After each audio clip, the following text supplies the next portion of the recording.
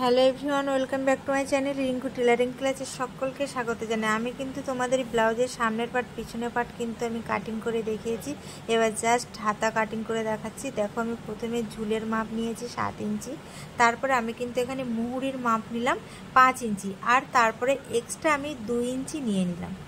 মুহুরির মাপ আমরা যাই নিই না কেন, আবার এক্সট্রা কিন্তু অবশ্যই নেবে। তারপরে দেখো, মোহরার মাপ নিয়ে নিচ্ছি এখানে 7.5 ইঞ্চি। 7.5 ইঞ্চি নেওয়ার পরে তোমরা কি করবে, প্রথমেই স্কেল দিয়ে দাগ টেনে দেবে। যেখানে 7.5 ইঞ্চি নেবে, দেখো আমি স্কেল দিয়ে দাগ টেনে দিয়েছি। তারপরে দেখো 3 ইঞ্চি করে নিচে নামিয়েছি, দেখো নিচে নামিয়ে মার্ক করেছি। তারপরে এবার লাইনের উপর দিয়ে আবার 2 ইঞ্চিতে আমি একটা মার্ক করে দিয়েছি। অবশ্যই এটা মনে রাখবে। এবার দেখো, যেখানে 2 ইঞ্চি মার্ক করেছি সেখান থেকে আলতোভাবে রাউন্ড করে নিচের দিকে 3 ইঞ্চিতে নামিয়ে দিয়েছি।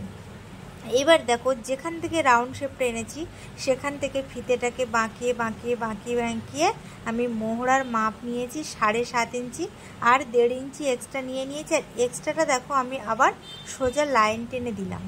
দেখো, দুটো দাগ দিয়ে দিয়েছি, দিয়ে সেখান থেকে আমি সুন্দর করে কাটিং করে নিলাম। কাটিং করে নেবে এরকমভাবে সুন্দর করে।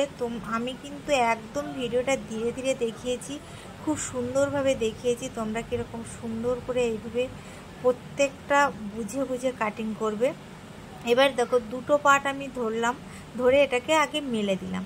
দিয়ে দেখো, আমি জাস্ট অল্প মানে 1/2 ইঞ্চি পরিমাণে আমি দেখো আবার এখান থেকে মার্ক করে দিয়েছি, দিয়ে আমি দেখো কেটে দিয়েছি।